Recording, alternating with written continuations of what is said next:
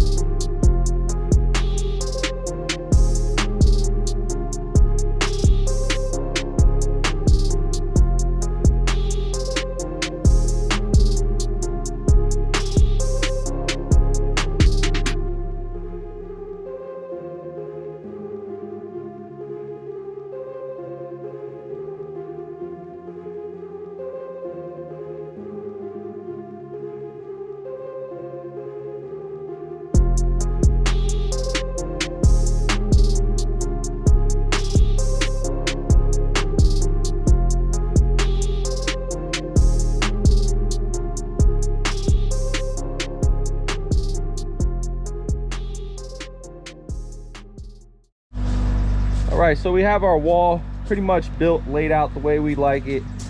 The step downs are even. It's about 6 foot, 6 foot, and then 6 foot down there.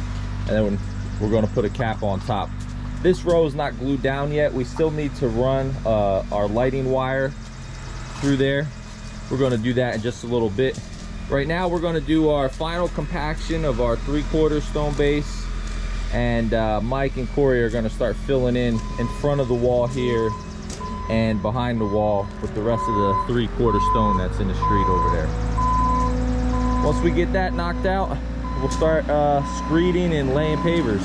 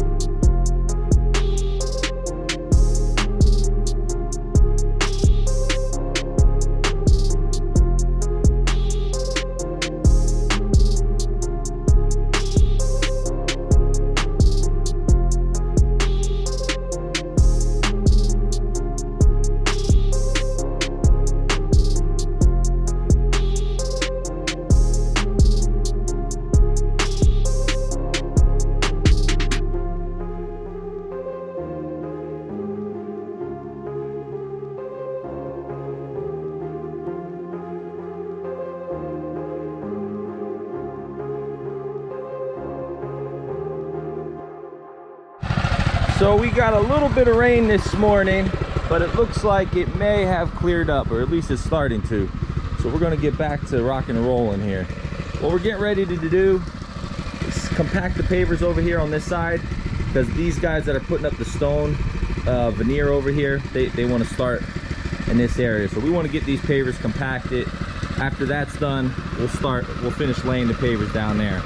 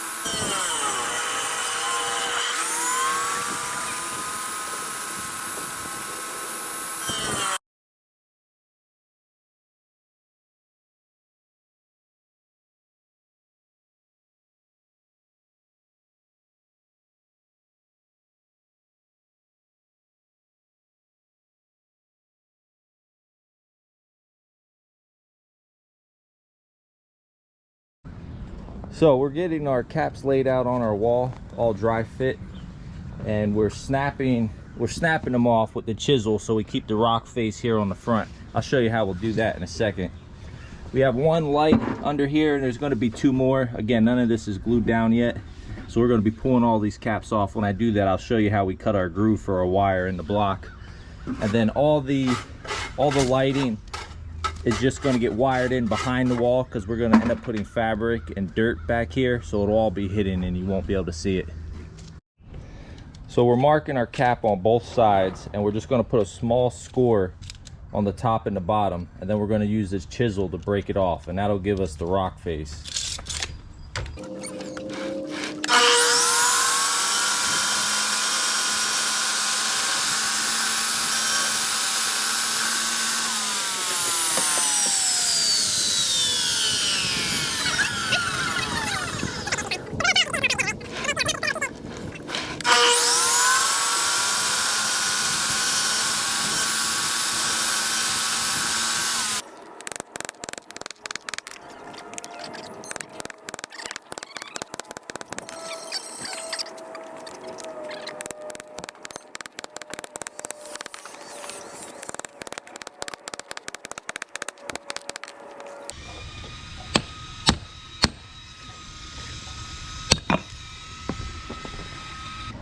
You can see when I scored this, I only went down about a 1/16 of an inch, because you have to be careful. If you score it too deep, this chisel will actually get buried in there and then cause this part to chip. It's going to chip up a little bit, but it's fine because it kind of blends with the rock face anyway. But you don't want this chisel going in like 1/4 of an inch, because it'll definitely break this edge up. And then the other thing is too, you want to take your time when hitting it. You don't want to just put the chisel on and then whale it, because you might have a big blowout on one end and have a big chunk. So you just give it some taps and go. So what we did, we cut a notch all the way from the front here. You can see the wire sits like that. Otherwise this would sit up a little bit and then your cap would get all wonky.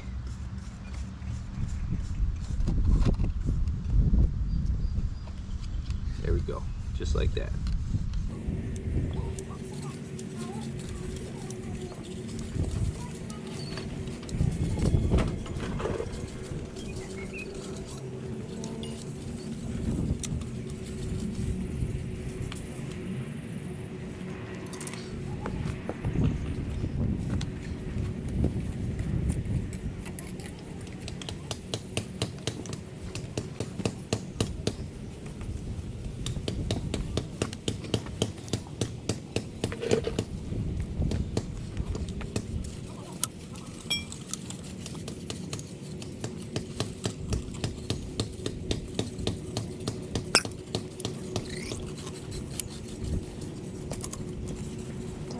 Yeah, I think if I just hold the wire here, it should just go down. Yeah. Okay. Can you hold the wire? Yeah. Oh, what the heck happened here?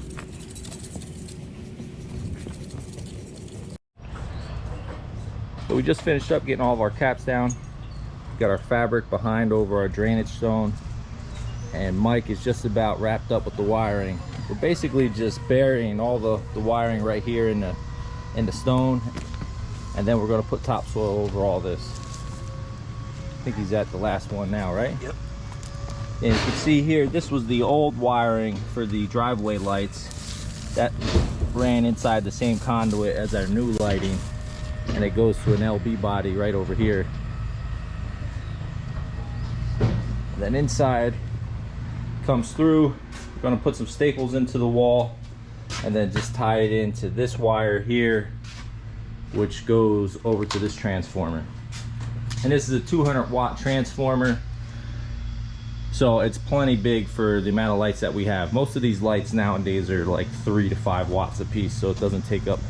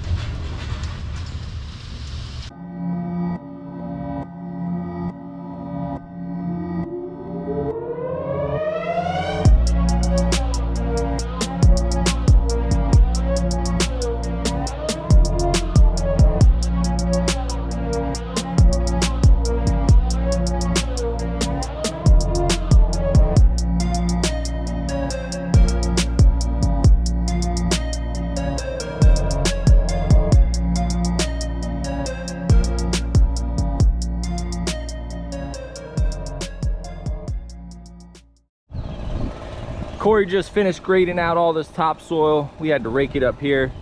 Now it's time to do the poly sand, and then we'll seed and straw this area.